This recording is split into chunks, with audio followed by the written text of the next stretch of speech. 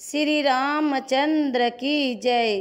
जीवित वाहन की जय। चीलो सियारिन की जय।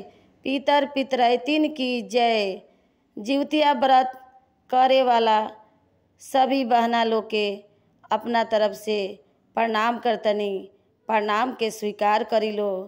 सभी बहना से निम्र निवेदन बा कि हम जीवतिया व्रत के कथा सुनावे जातनी। सभी बहना लोग अंत तक ले कथा सुने लो और सुन के एक लाइक सब्सक्राइब जरूर करें लो।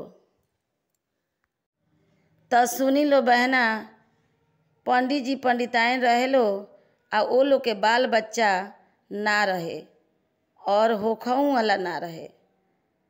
तो पंडिताइन के बड़ा मन में दुख लागे कि सारा लोग जीवतिया व्रत करता आ हमरा तो एगो बेटा चाहे बेटी कोई नहीं खे। का करी, हमरो मन करता जीवतिया व्रत करे के। अब फिर जीवतिया व्रत आई तो हम जरूर करें। तो जब जीवतिया व्रत आइल तो नहा खाए के एक दिन पहले मौसम बहुत खराब रहे। तो अंगना में ठाड़ा होके पंडिताइन कहतारी कि हे भगवान जी, हमरा अंगना में घाम उगा देम, हमार गेहूँ सूख जाई तो हम रउआ साथे एक दिन सूतेम। अब ई बात कहली तो भगवान जी सुन लेनी। अब उनकरा अंगना में घाम उगा देनी। गेहूँ धो के बढ़िया से सुखा लेली, पिसवा लेली। अपन नहा खाए के दिने पुआ पकवान जो भी बनावे के रहे सब बनैली, कैली, धैली। आ सब कुछ कैला के बाद उनकरा याद पड़ल कि सब कुछ तो अब हम अच्छा से कह लेहनी, लेकिन भगवान से वादा कैले बनी, अब हम का करी। तो का कैली कि ओखर के बढ़िया से साड़ी पहना देली आ पहना के कनिया बना देली। आ बनैला के बाद का कैली, सब तोप झाँप के दूसरा के घरे सूते चल गईली। अब भगवान जी आवतनी, खोजतनी के बा, कोई नइखे लौकत। चारी ओर देख लेनी, तब देखतनी कि यहाँ साड़ी ओढ़ावल बा, कनिया खानी केहू बैठल बा। तब भगवान जी उघार के देखतनी तो देखतनी कि तो ओखर के साड़ी पहनावल बा। अब भगवान जी के बहुत खीस बरल। अब कहनी कि तू हमरा से छल करतरू तो हम तोहरो से छल करेम। तो का कहनी भगवान जी, आंगना में पेशाब कर देनी। पेशाब क के आ चल गईनी। तब पंडिताइन दूसरा घर से आवतरी भोर में 3 बजे आ पितर पितरैतिन के दे ओ के तब सुतली। ओकरा बाद सुबह भइल तो देखतरी कि कितना बढ़िया नोनी के साग मार उपजल बा। बहुत खुश भइली। तो एकरा बाद का कैली, दाल भात बनैली, नोनी के साग बनैली। आ एकरा बाद पारण कैली। अब उ नोनी के साग खैली तब पंडिताइन के पेट में गर्भ रह गई। अब गर्भ रह गई, रोज धीरे धीरे बढ़त जाओ। अब टोला महल्ला के लोग देखे तो कहे कि अरे ये तो पंडित जी बाहर बानी आ इनकरा पेट में बच्चा कैसन। अब बेचारी का कहस सुनस कुछ कहलो ना जाला। कुछ बहुत लोग टोला महल्ला के उनकरा के मार रे बेलाव रे कहले रहेलो कि ई बहुत गलत बात बा, इनकरा पेट में कहाँ से बच्चा। फिर भी बेचारी ना बतावत रहली। वैसा ही करते करते जब 9 महीना बीतल तो उनकरा खूब सुंदर एगो बेटा भइल। जब बेटा हो गईल तो रोज एक जौ बेटा बढ़स आ जल्दी जल्दी बढ़स। जब 5 बरस के बेटा हो गईलन तो अपना माई से कहतारन कि ए माई, हमरा के 80 मन के गुली 84 मन के डंटा हमरा के लिया दो, हम गुली डंटा खेलेम। तो माई कहली कि ठीक बा, हम बाजारे जाएम त तहरा के गुली डंटा लिया देम, खेली ह। तो बाजारे जाके पंडिताइन गुली डंटा लेके अइली आ बेटा के दे देली। आ बेटा रोज जास खेले, रोज खेले जास आ लड़का संग के साथ में रोज खेले जास आ रोज जीत के आवस, रोज खेले जास रोज जीत के आवस।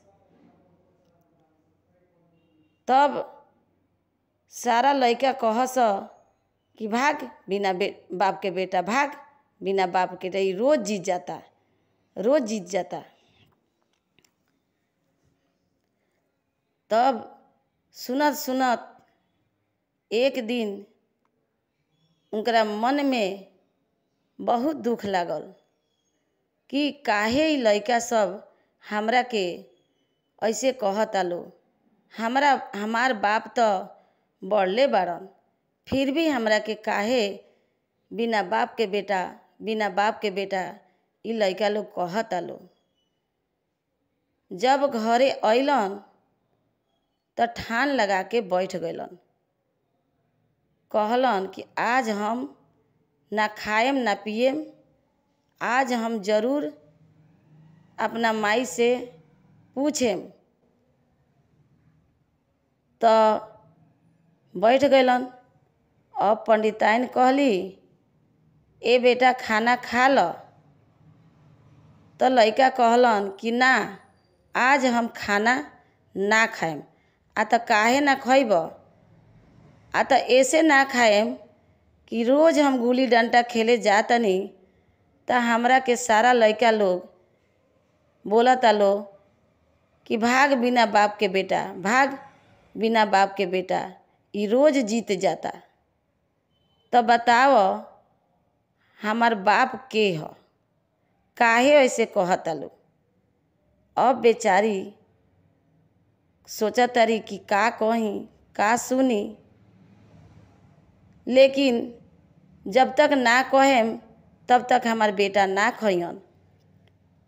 तो लाज छोड़ के कहली कि ए बेटा देख, हमरा तो बाल बच्चा नसीब में ना रहे, लेकिन हमरा जीवतिया व्रत करे के मन रहे। तो नहा खाए के एक दिन पहले हम भगवान जी से कहनी कि हमरा अंगना में घाम उगा देम तो हम रौरा लगे सूतेम। तो हम ई काम भगवान जी के साथे ना कैनी आ हम दूसरा के घरे चल गईनी। आ भगवान जी अंगना में पेशाब कर देनी आ उहे नोनी के साग उपजल आ हम पारन के दिने खैनी। तो उहे गर्भ में हो गनी तो तू पैदा भइल बड़। तो कहलन कि ठीक बा, तो बतावा हमार बाप के ह? तो कहली कि देख बेटा, 12 बजे के रथ चलेला आ देखिए कि बीच में श्री रामचंद्र जी रहेम तो बीच में के जे भी रहे तू वही आदमी के पकड़ी ह आ वही आदमी के पकड़ के आ पूछी ह कि बताई हमार बाप के ह। तब लड़का सुतलन ना, सोचलन कि कब 12 बजी आ कब हम जाएम। जब 12 बजल तुरंत चले के शुरू हो गई।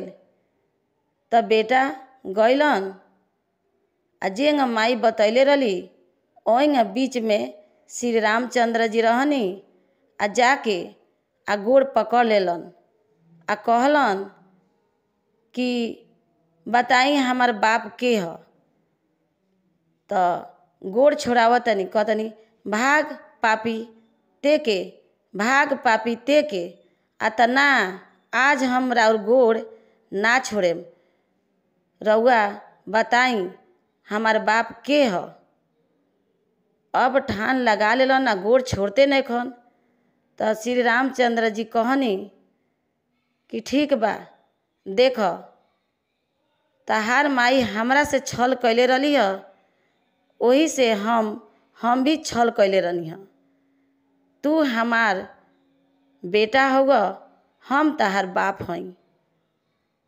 तो सुन, आज से जितना लोग जीवतिया व्रत करेला लो, सब कोई तहरा के गाला में पहनी लो और बढ़िया से जीवतिया व्रत करी लो। तो सारा लोग के पुत्र आबाद रही और लंबी उम्र हुई। जा, आज से तू हमार बेटा हुआ, हम तहार बाप हई। आ तहरा के गाला में पहनी लो आ जीवतिया व्रत करी लो। बोलिए श्री रामचंद्र की जय।